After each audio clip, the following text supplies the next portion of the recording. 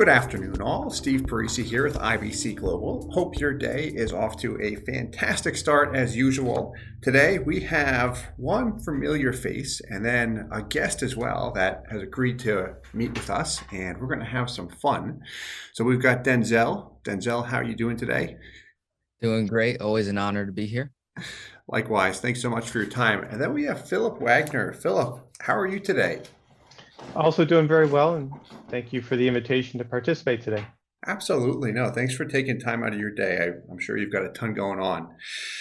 So to start things off, Philip and I mean, we work together, but not so much directly. The primary relationship here, I can't take any credit for it, and I will not, is primarily between Denzel and Philip, and then that's how we got connected as well, just in all of us working together.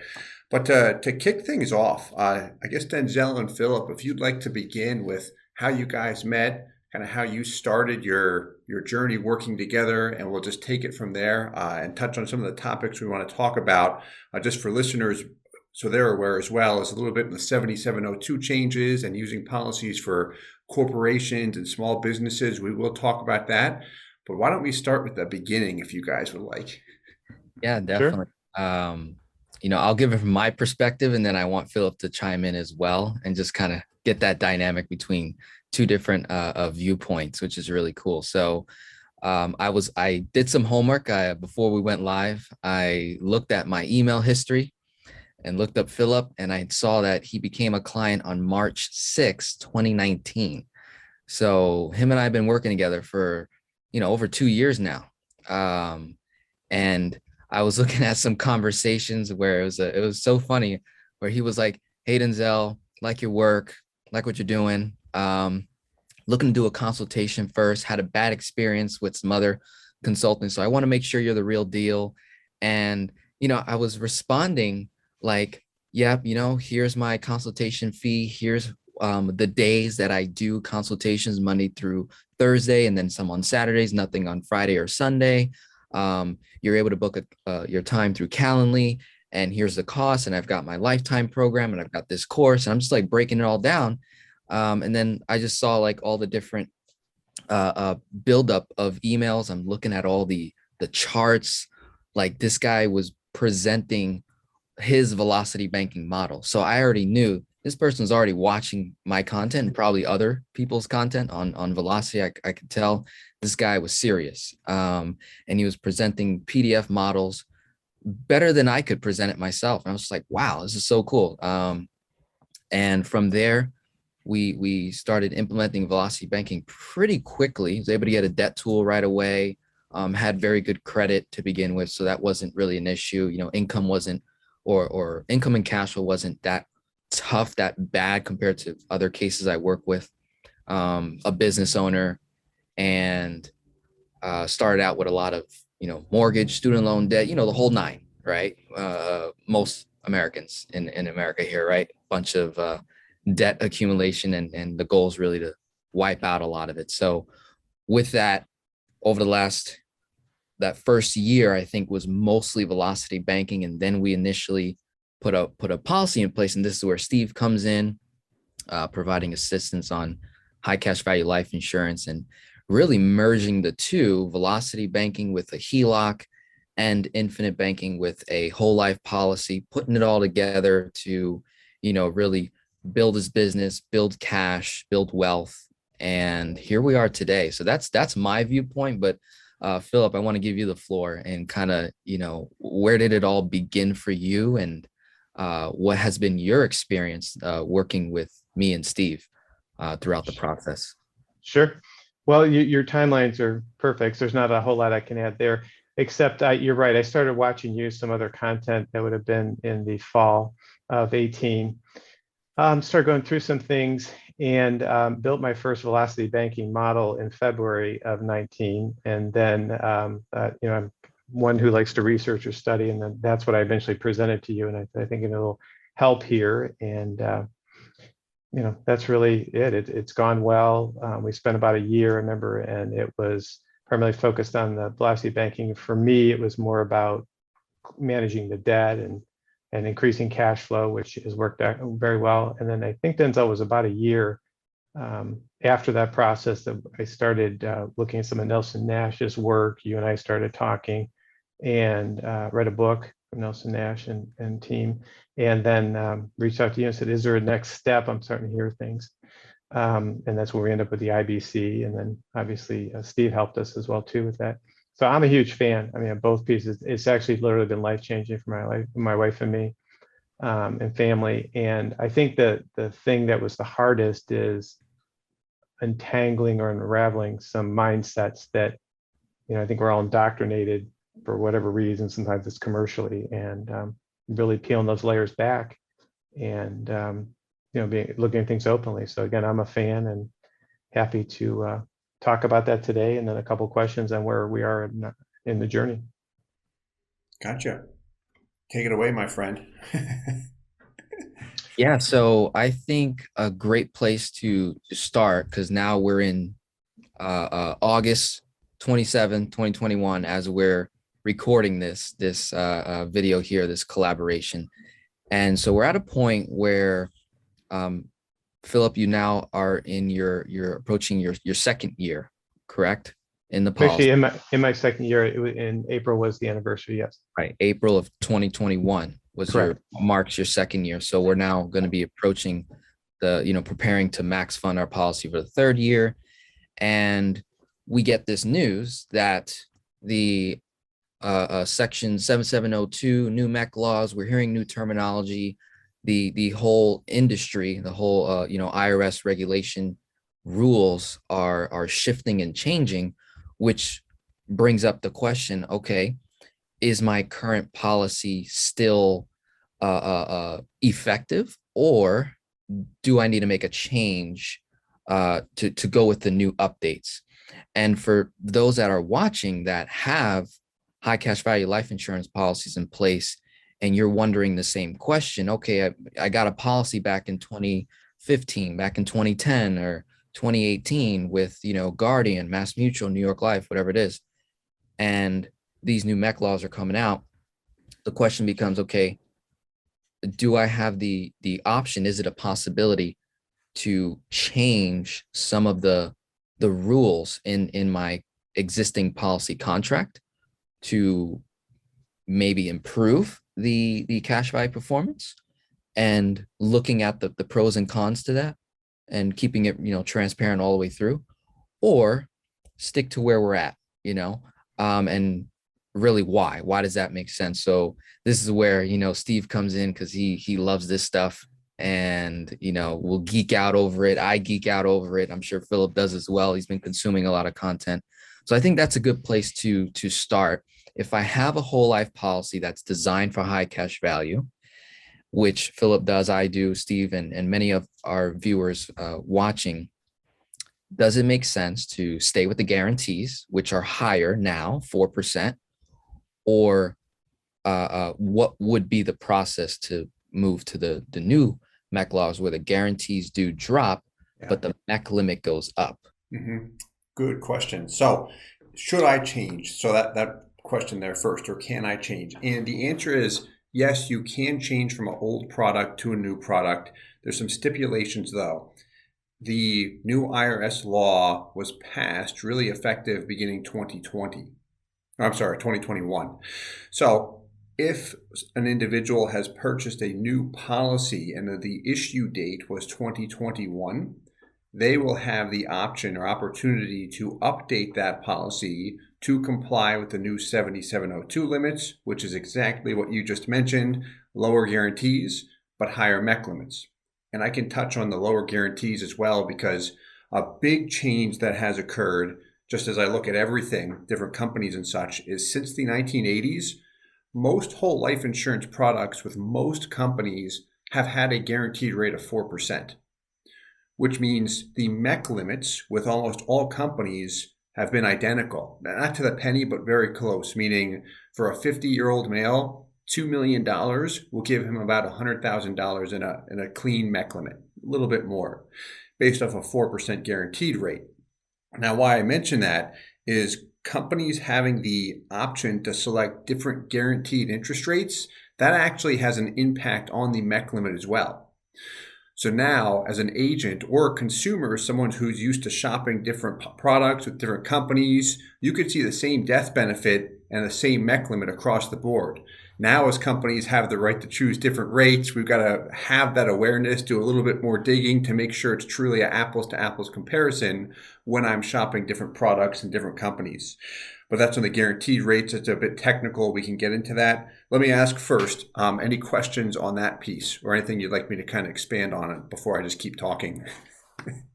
No, I don't have any now. I'm good. Gotcha.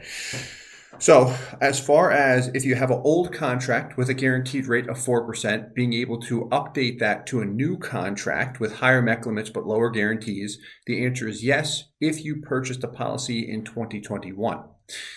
If you purchased a policy prior to 2021, say it's like 2015, 2018, 2019, like you mentioned earlier, Denzel, and you said, hey, I do in fact like the new one more because it gives me more MEC space perhaps. I can pound more money into a policy based on the maximum amount of life insurance I can obtain. In a case like that, an option would be to consider a 1035 exchange, which there's pros and cons to that because we're starting a new policy. Some of these new products have higher fees, lower guarantees. So it's an option, but like any option, I want to see the pros and cons. This way I can make an informed decision and make sure that it benefits me short-term and or long-term. So that's something I'll mention whenever we look at a 1035 exchange or any type of policy adjustment.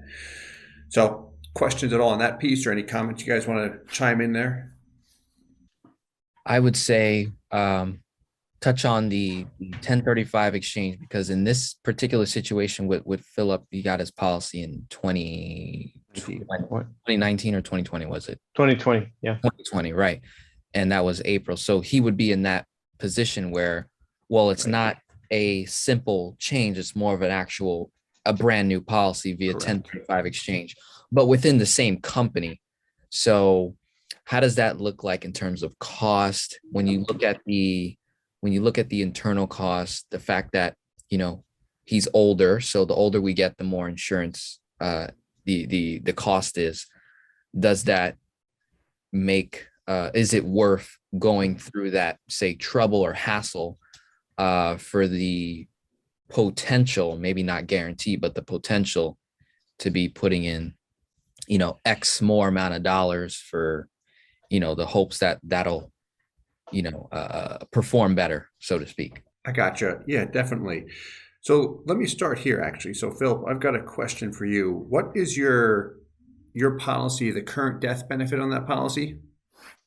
I have it here, but I think it's about 760,000. Ballpark's fine. Yeah. So call it 760. And when you took that out, was it 52? No, I was 55. 55. Gotcha. So at 55, you took that out. And the MEC limit on that then, was that a little over $40,000? Was about 46. Gotcha. Yeah. 46 and change. I don't remember exactly. Gotcha. So this will actually be a good exercise for us to go through and everyone listening to kind of see exactly the changes on this. So that product with a 4% guarantee, 55-year-old male, $760,000 in life insurance, little north of $40,000 to $45,000 in MEC space, your annual MEC limit. Now, with the new change, so that had a 4% guarantee. Let's assume it has a 3% guarantee with the new product. And you go for a policy with the same death benefit. We'll assume $760 and life insurance is the maximum you can obtain. Could be more, but we'll just use that same figure. Your MEC limit now, based on that same $760, will be closer to about, call it $65,000 to $70,000. So I'm writing this down, 65 to 70,000, you said? Correct. So you've got a lesser guarantee. So the trade-off there is when we look at the actual guaranteed values and the internal rate of return, the net performance on the guarantees, it will be less. And that's been based on my studies across the board with different companies, different products, guaranteed cash values are less. The advantage is now you can have more MEC space based on the same death benefit. But here's the key on this, is there's always two limits to be aware of. We have the IRS limits, which is that MEC limit. Right? So for simplicity, let's say with a new product, you'd have a MEC limit of 70,000 per year, what you could pay in. Whereas right now with the old product, if you have a MEC limit, I'm going to call it 45,000, that means we can drive that base premium down to about $4,500 per year. So with an insurance company, their limit, I can usually 10x my base premium as far as a total payment per year that some of the larger companies allow for just a maximum premium and PUA blend. That limit with insurance companies has not changed. I've questioned them to death on that. That was the first thing I was excited about. But as we look at the overall limits, the IRS limits have changed. So the same amount of life insurance gives you more MEC space, so the ability to put more money into a product. But what does not change is if you went with that policy with the $70,000 MEC limit, we would need a base premium now of about $7,000, the same 10%. So the ratios have not changed there. Questions on any of that? I know that's some technical stuff I threw at you guys. No, I think that's great clarification, because currently my base is about $4,200, and like I said, the MEC is 46. So that tells you that delta there of you can go up to about $7,000 a year. That's interesting. So you'd actually pay more for less benefit. I mean, because I remember. Correct. That is true. Yeah, that is true. So from the insurance company's perspective, what this change has allowed them to do, when you lower the guaranteed rate on a whole life insurance product, what you'll find is the same premium dollar, the base premium amount, actually purchases one less life insurance. So from the company's perspective, it's reducing their reserve requirements, taking off some pressure because of this low interest rate environment. And really why this change was pushed for so hard by the insurance companies is that they are not expecting interest rates to shoot up anytime soon. Mm-hmm. They want to be protected in the event that this low interest rate environment remains low for a longer duration than what's anticipated. So they're protecting themselves so they can continue to operate and offer an attractive product. So just with hearing that and seeing exactly how insurance companies are positioning themselves, that is where personally I still like the higher guarantees. And that's just my personal preference. There's pros and cons to both.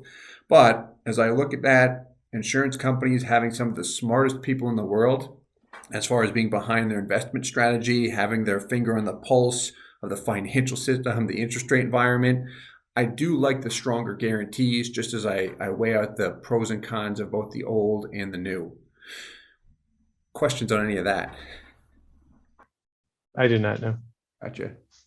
That's really it provides a lot of clarity for people that are just kind of looking at it from a high level point of view, like, oh my God, my guarantees are going down, so that means the policy is going to perform bad, or it doesn't even make sense anymore to get a policy. And that would be a very valid viewpoint. And now it's a matter of peel back the layers. Wait, what are we doing? Right? What was the purpose of us even obtaining insurance in the first place? First and foremost, yes, we've got that death benefit protection, but we more so are targeting the cash value. And so when we look at that, a question would be, even though the guarantees go down, the MEC limits come up, when I put in a lump sum of money, say anywhere between 40 and 70K, as long as I stick to the same designing method of say 90-10 to maybe 75-25 split, depending on our age, health, and finances, and time of length of funding, we still have the same percentage wise amount of cash day one. So for example, if I had an old policy, in my case, I'm putting 70K in guarding, and I start out with almost 87, 88 or so in starting cash value of what I put in. If I was to start another policy moving forward, say in 2022 or 2023, because I'm considering getting a third policy on myself, no matter what, as long as I design it for high cash value, am I still going to have in that neighborhood of 85 to 88, almost 90% starting cash value? Because that is more important. does that get affected? I'm with you.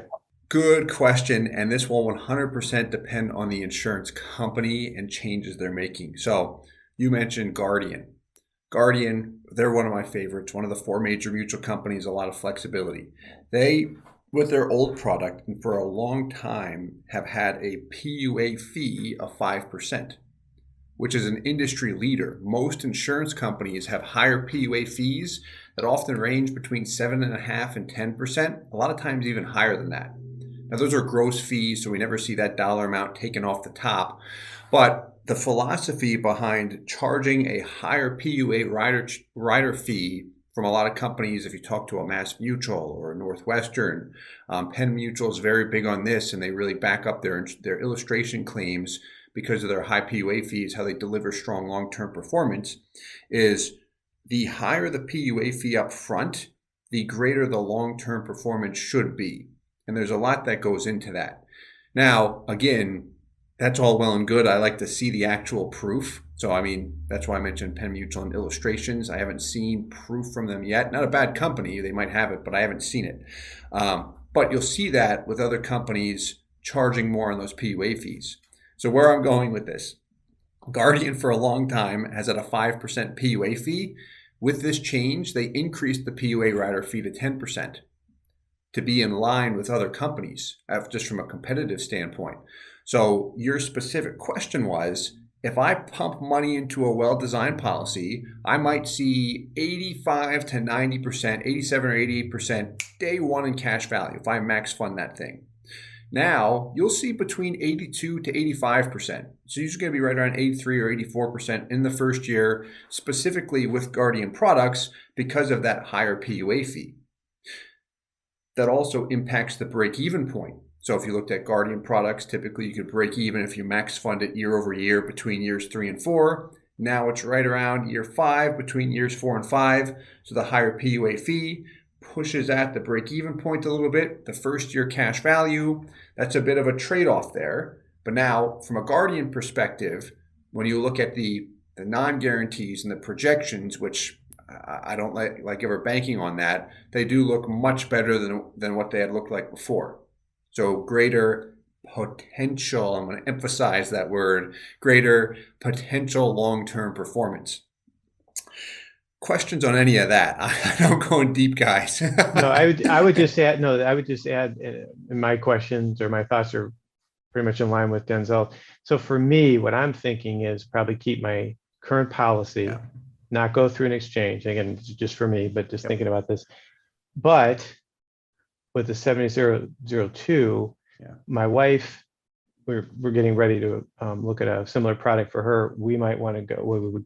We would have that option if we open before the end of the year. But I think we would look at maybe going with a new product, similar parameters as mine, except that would allow us to put more cash into hers, and then we would have access to both.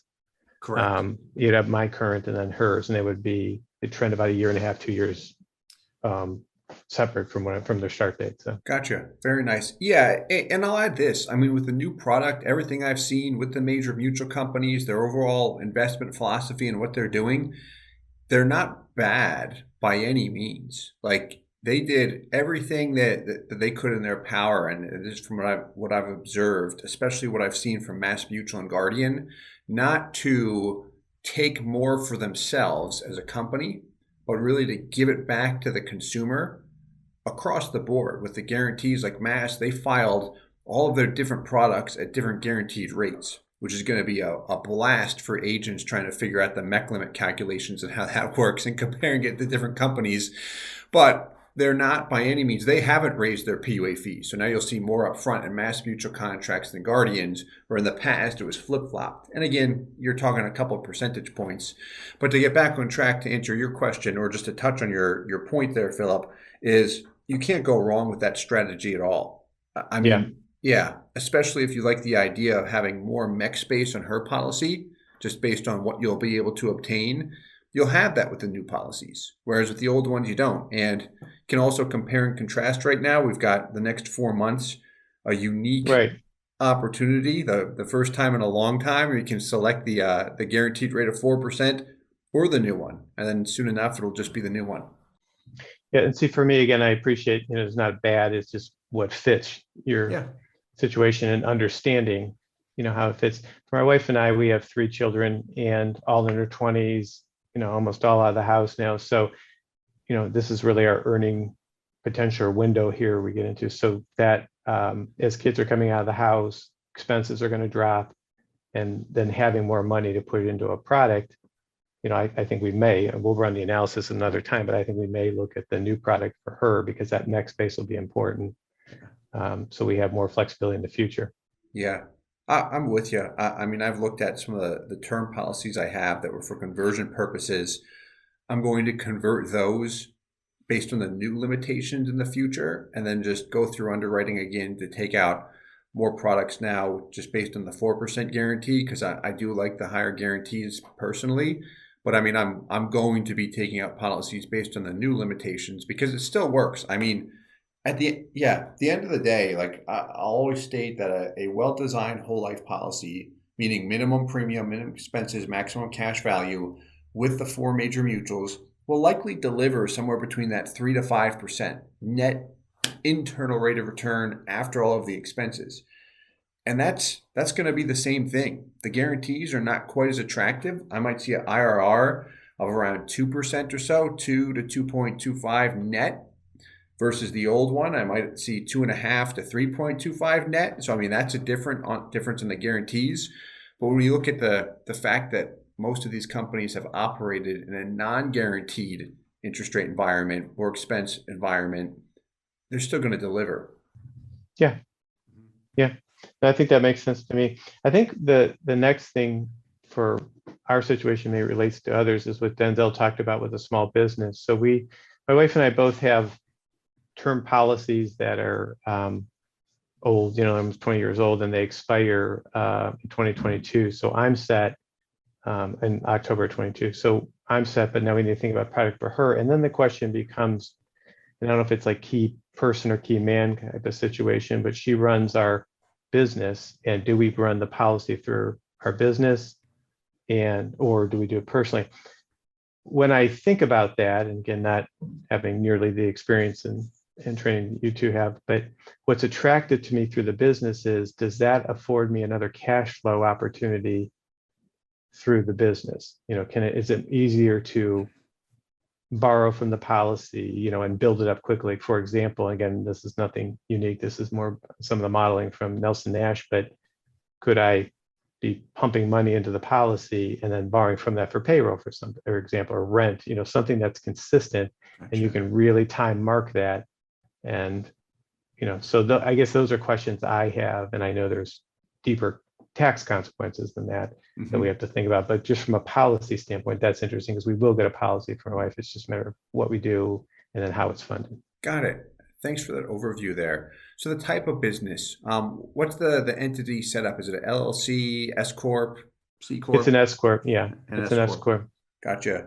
So it's a pass-through entity. And I've got a similar situation myself, where I've got a pass-through entity. I looked at policies where my question was just yours. Should I own it individually, or should I have the company own it? And the first thing I'll mention is, from a tax perspective, there's no difference at all, especially when it comes to making payments to the policy. Okay. So if I want access to the cash value in a product, policies are funded with after-tax dollars, and that's really what grants me access to the cash value tax-free, as long as I don't mech it out or anything like that. Got it. Okay.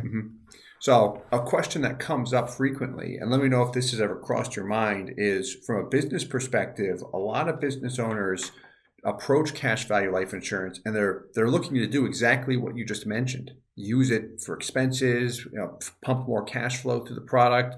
But then they also question, hey, can I deduct the premium and PUA payments as well as a business expense, because it is an insurance product?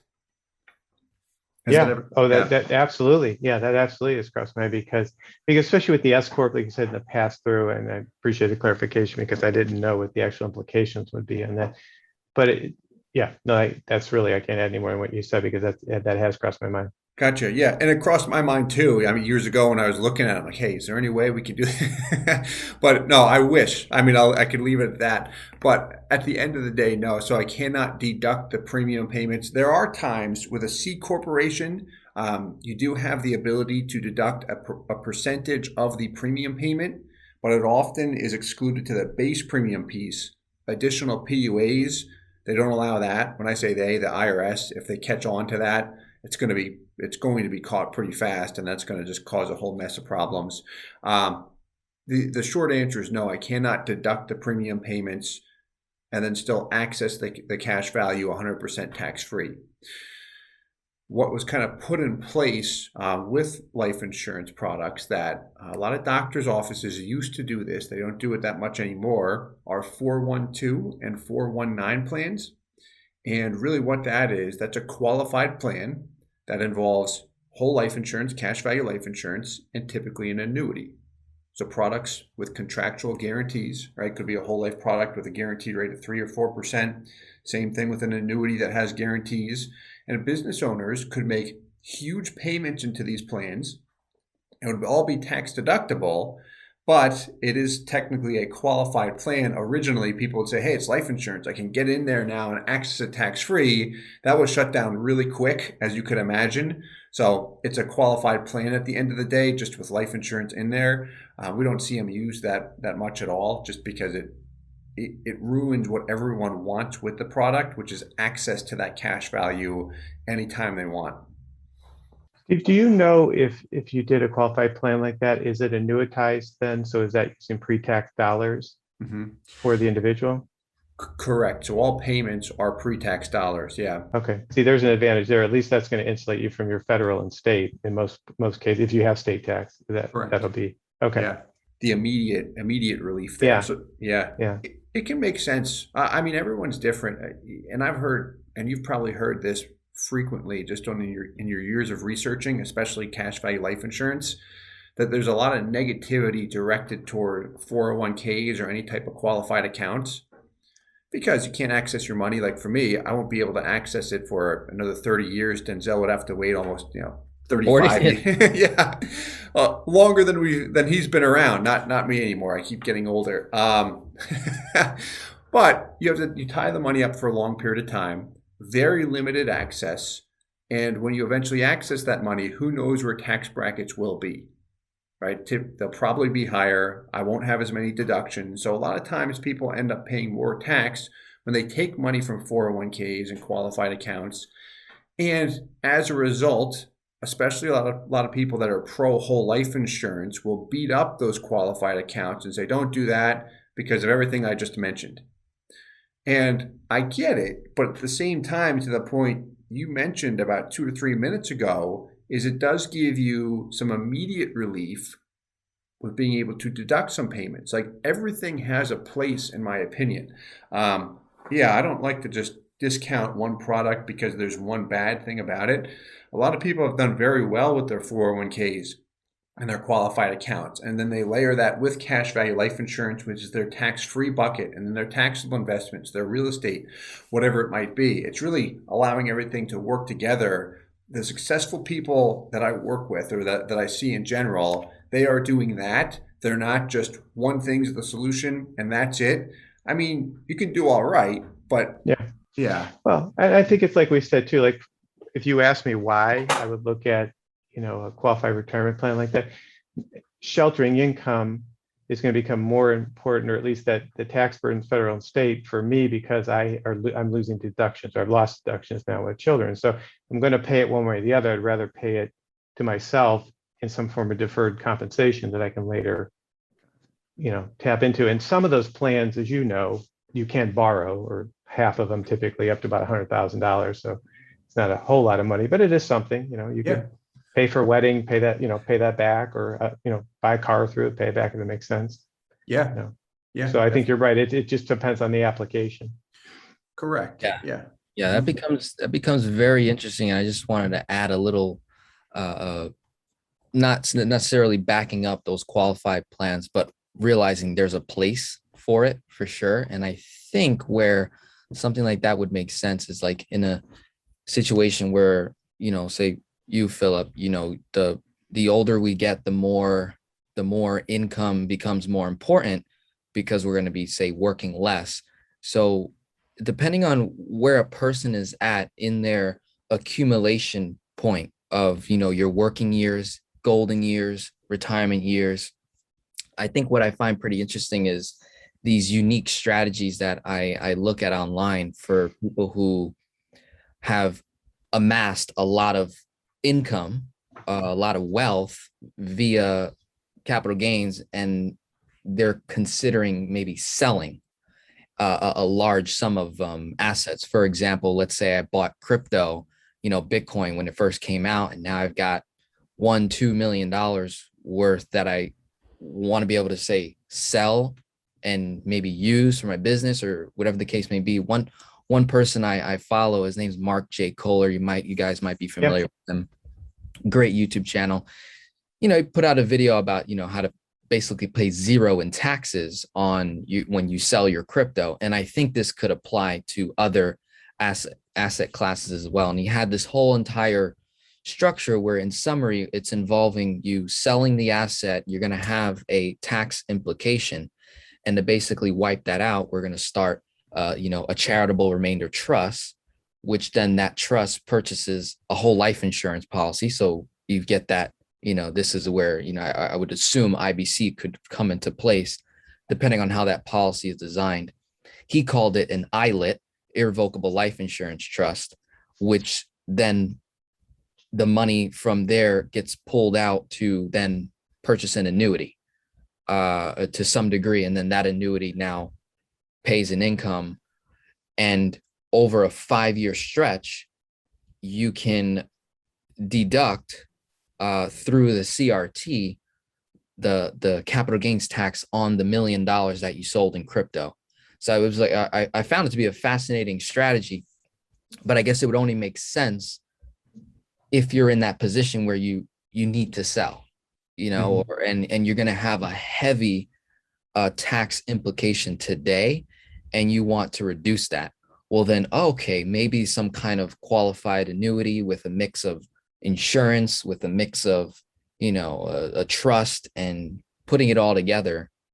Maybe that's a strategy. So I never like to, like you said, Steve, bash the other because, it's no access to cash and very little flexibility. And, you still got to pay taxes later. And we don't know if that later is going to be higher, but you got to weigh it, right? It's like, oh shoot, I got a 30% tax to deal with today. It's 300 grand of what I just sold of $1 million. That's a lot.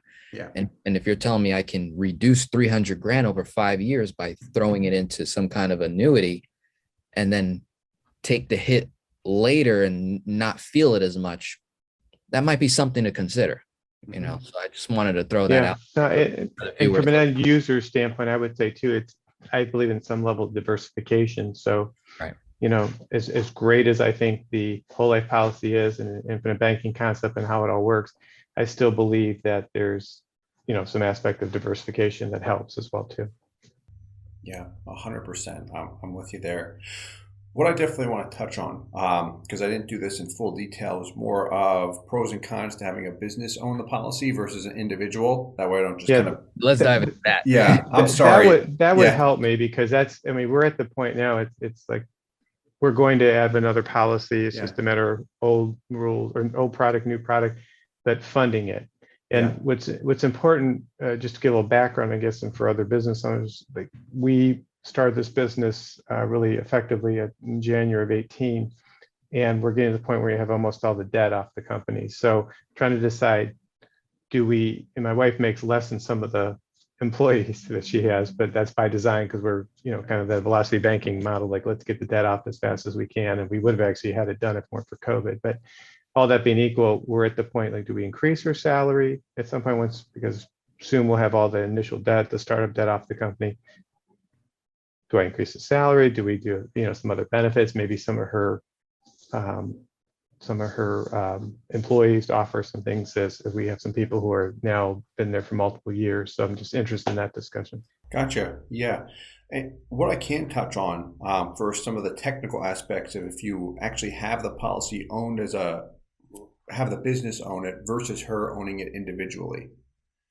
Especially, so you've got some employees. How many employees do you have? She has about, when it ebbs and flows because it depends, so there's a bit of a seasonal aspect. She's had as many as about 27. She probably has Sure. 17, 18 right now. There's really two who are full-time, though. Everyone else is on a part-time schedule, 30 Got hours it. or less. Yeah, no, nice work on that. From a long-term perspective, so you started in 2018, so about 3 years ago, coming up on 4. Does she have, or do you guys have any plans to sell it down the road? Have you ever discussed Well, that? yeah, we have. That's a good question too. I would think that we would hold it for at least another 10 years and maybe longer. We thought about the legacy aspect of this too. Do we hand it off to the children or kind of move back into a more semi-owner occupied model and let somebody else Gotcha. run it? But yeah, I don't have a direct answer, but we've looked at all of that. There could be just a clean sell of it as well too. I gotcha. If it's worthwhile, yeah, then definitely would At, consider at it. least not for 10 years, I would say though, right now, if we sold and just sold outright to somebody else. Got it. Got it. Okay. So, in terms of taking out a policy on your wife and electing ownership to be your wife as an individual or the company, if you have the company own the policy on her, you'll be able to fund it in the exact same manner. It can be funded through company money, company funds. The cash value will be an asset on the company's balance sheet. So it does increase the value of the business over time because view it as liquid cash in some respects. Cash value, we know how that works, very easy to access. You have life insurance, which you can designate the company as the beneficiary. So she's the sole owner. Do you guys own it together? We own it together. Yes. So if anything happened to her tomorrow, would that really cripple the business because she's operating it? Yes. Yeah, so now you've got that key man insurance aspect. If you said, hey, I'd still like this to move forward, but something just happened, I don't have time to manage the business. I've got my own full-time job, but I would like to see it continue to move forward because that's what she wanted. She really enjoyed it, and I'd like to see that continue for her. In a case like that, the death benefit actually comes into play where you can use those proceeds to try and hire someone to continue to operate that. So you're going to find a seasoned CEO or operator. They're typically not cheap to come in and continue to run a business with their experience. But now you've got the life insurance, the actual death benefit piece, which most people say, I don't care about that. When we set the policy up, that actually helps in a case like that from a business perspective. Questions or comments on that piece?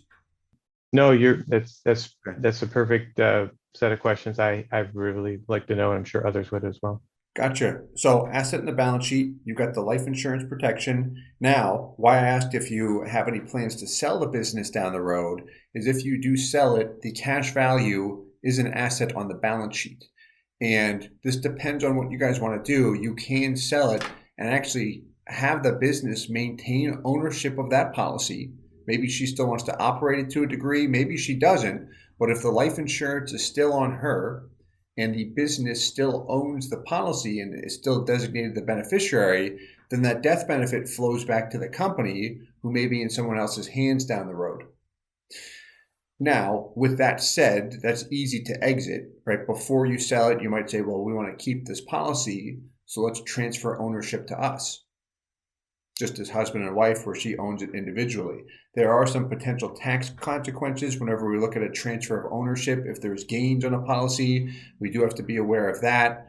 And you can look at some strategies where maybe you have a trust own the policy initially, and that business can access the cash value, but so can you as an individual. And I would work with a tax attorney on that. But there's ways to set it up where you may be able to get the best of both worlds there.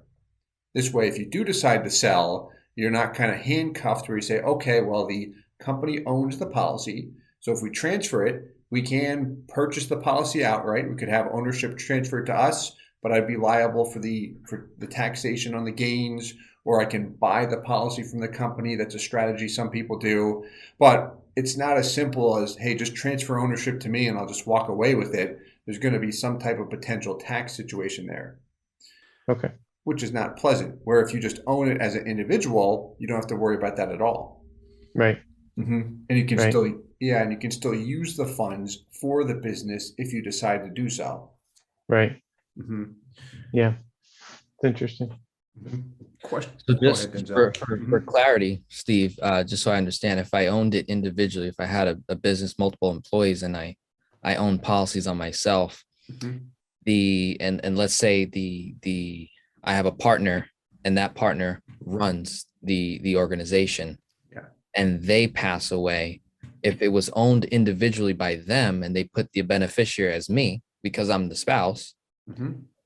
well, then I guess it's up to me to delegate those tax-free funds to not only cover, cost of burial and all of that and any debts that person may have accumulated, but then just the majority of the funds gets thrown right back into the business to find another CEO, Correct. find someone to help pick up the pieces in that Cor- sense. Correct. And typically in those situations, there is some type of trust, whether it's set up initially or down the road, that that stipulates how and when those monies should be used. Got Because it. if it just gets thrown into the business, then you've got, the chances of human error or greed, not to say that that exists with any of you guys, but someone saying, hey, we've got this big pile of cash, maybe we should just keep it. Should we really go look for someone? Whereas if you have it spelled out in a trust, this money is purposed for A, B, and C. Option A is finding a new CEO because I want this business to continue. B and C, whatever you want. So that's often where we have some type of an agreement or trust drafted as well, really to make sure everything goes how it's supposed to go. And then you don't see some article in the newspaper saying, Joe ran away with the money over here because he could, because there's no protection. And that stuff does happen usually when there's no agreement or no protection there. Very So interesting. Steve, it sounds, if I summarize all this, and again, thinking about my situation as we've talked about, might just make more sense for my wife to own the policy outright, or we would own the policy outright and not intermingle that with the business. Because we're coming to the point about maybe adjust her salary. I could probably be almost cost neutral. I could put that money, salary from the increased salary into the life insurance, and it would be a little cleaner because I don't know what's going to happen in the future. And with these kind of dollars, we're talking about, I mean, if she had a similar policy as me, Roughly half a and million more. yeah, exactly. I was going to say, so the MEC limit would be significantly, the MEC limit would be higher. You could put more money in, so there's even more dollars there. Even in families, and I've dealt with people enough to know that when you get down to that kind of money, things could get really challenging if it's not spelled out. Yeah. What I would do, thanks for that info. What I would do from a simplicity standpoint, you can look at trusts and all that kind of stuff down the road, is you can take out a policy that is individually owned by her. She can access the cash value anytime. And if you want to use it for the business, you could just take loans for the business. You could also establish a business line of credit against the policy. And you can do that through a bank cash value collateral loan. And then on the bank, Oh, yeah, yeah, on the that's bank, interesting. So you could collateralize the policy, which I know you've talked about before, but you could do yeah, that with your business. Because that's the thing. It's the cash flow. I mean, obviously the policy important, but it's cash flow because at least in our business, there's an ebb and a flow. yeah. And at times we have a lot of, not a lot, we get extra cash for a few months, and then the leaner times are coming. But it's interesting, like where do you hold that? How do you do that? And that's why I've thought about life insurance and the really just another adaptation of IBC. So okay, that's Gotcha. interesting. Yeah, that's a nice option. So with those cash value collateral loans, you can take an individually owned policy, and when you apply for the loan, on that lender's paperwork, you do need to disclose, check off, is this an individual loan or is it a business loan? Which also makes it very easy to deduct the interest if it's for business purposes. Sure. But that policy, what I just want to emphasize is I do not need to have a business own the policy to establish that business line of credit against the policy. I can own it as an individual. Right. So that kind of gives you the best of both worlds in that respect. And those collateral loans, I don't want to sidetrack the conversation. They are easy. And right now, just where the interest rate environment is, what I'm seeing actually happen with policies in terms of net internal rates of return, those collateral loans still give individuals to have the positive spread where they actually see over time they're earning more in the policy than what they are borrowing against. Whereas a direct policy loan right now, when you look at the net numbers, does not really provide that. I mean, with the 7702 change based on the non-guarantees, you can kind of sort of slice it, but it's hypothetical versus the collateral loans, it's a sure bet. So, I mean, that's how I look at that. Yeah, I watched your content. I thought that was really interesting because, and I know you're always trying to present both sides of it, but it might make more sense to look at those collateralized loans right now because of the interest rate environment. Yeah. So, yeah. Big time. Yeah. Old products, definitely. Because, I mean, if you take like your Guardian product, for instance, has a 6% loan rate. If you take a Mass Mutual product like Denzel, the one you've got a 5% loan rate. If you take some of the older products, so I mean, I've got an old Guardian product I took out when I was a little younger than you are right now, Denzel, and it's got an 8% loan rate before they updated the loan interest rates. Now, they match the dividend rate and borrowed funds, so I mean, that's nice. I see a nice cash value bump, but at the same time, my net IRR ain't no 8%, like I wish it was, but it's not. No. So that's a great case when I study the numbers to say, okay, if I'm earning that 4 to 5% net, that's the tax-free IRR, and then I can go obtain a loan at 3% for business, tax deductible, very easy. It's a line of credit, minimal underwriting from the bank. That's where I look at it. I've got a nice spread. And it really, it makes sense. And a lot of business owners and real estate investors, they've really leveraged that. It's helped them overcome that hurdle of being told you've got a positive spread. They look at the numbers like, no, I don't. The gross dividend's higher than the loan rate, but in reality, it's less. That collateral loan helps them really leverage the policy in a manner like, okay, this makes sense. Yeah, that's a very clean analysis there in regards to, oh, do I just borrow from myself, take a loan directly out of the policy and deal with that arbitrage? And that's where I kind of dwell in a lot of my content. When I talk about that, I'm like, when I say, how do we wash this, so to speak, and it may not always occur just from the policy itself. We have to have an external factor, such as you're paying off a 15% debt. Yeah. Well, then, yeah, there's a big spread there, sure. A lot of big gain, or we're going to make an investment and that return is going to yield X, but now you're dealing with hypotheticals. And I tend to dwell in that hypothetical space and try to make it as safe and secure as possible to create that spread. But when you bring up cash value collateral loan, which I still not have practiced yet, but I've spoke about as well, it is actually becoming more and more attractive as I learn more about those new MEC laws and how the internal stuff of the policies are staying the same, but interest rates are continuing to come lower and lower and lower. So it's like, wait, does it make sense for me to borrow at a 5-6% of my policy, or do this cash value collateral loan at a 4%? I'm not sure if it's simple interest or amortized, but either way, I get the deduction if it's being ran through a business. Yeah. So that's pretty interesting. It is. And also, Philip, just because a question that I would have, as I explained that to you before too, a clean version is if you have your wife own the policy, establish that business line of credit, and then you do sell and say, okay, we've got to clear this line here. The new buyer wants it cleared, but we don't have the capital to do so, or we don't want to take money out of the business.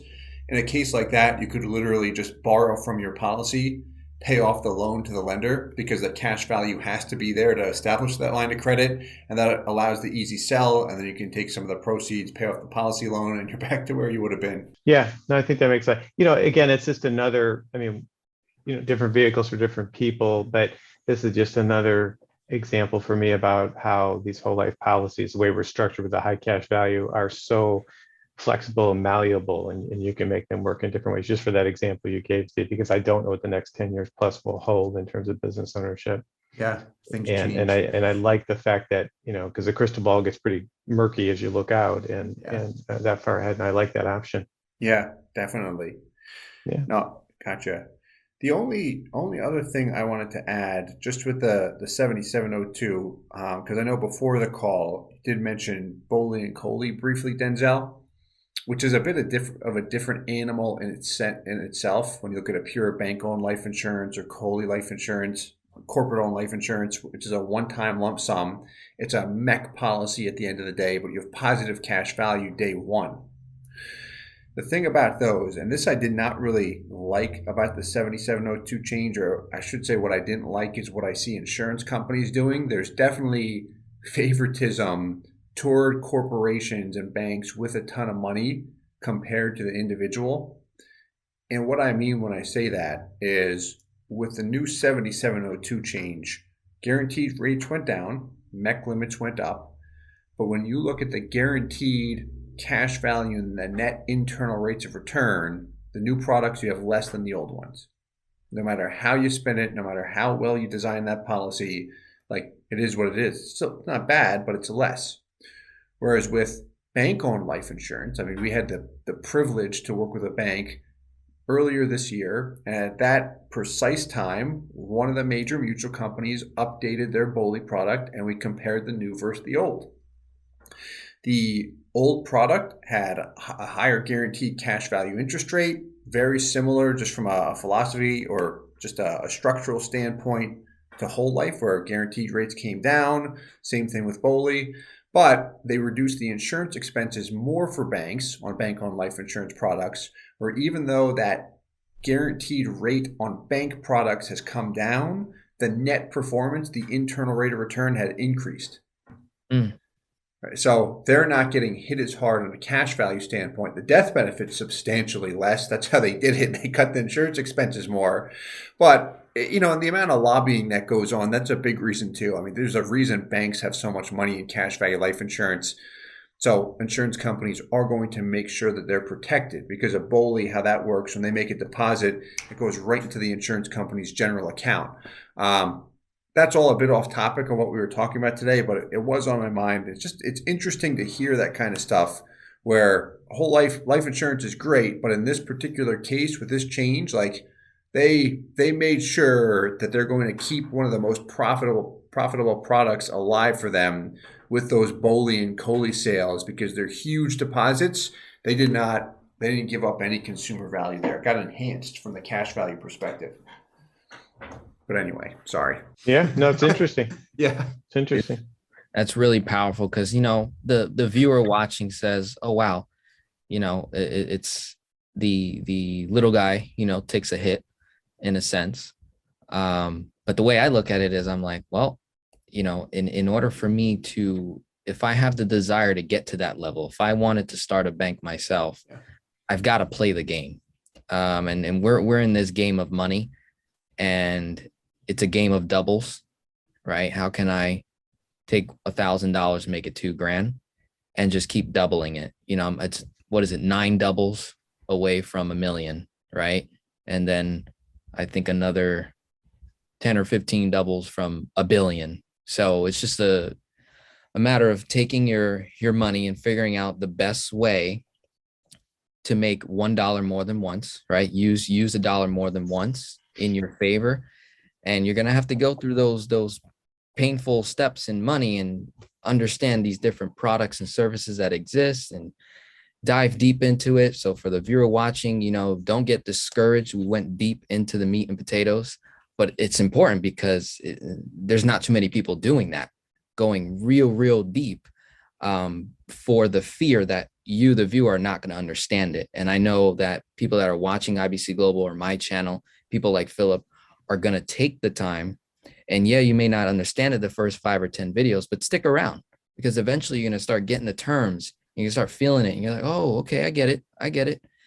And, you know, you're going to become smarter in that sense, or more the ability to comprehend the information faster, more effectively, and take action with that. So, I would leave it there with everybody that's, watched this video today. It probably has to go back 2 and 3 times over. What the heck did Steve say at minute 31? And what was Philip saying there? And what was Denzel saying here?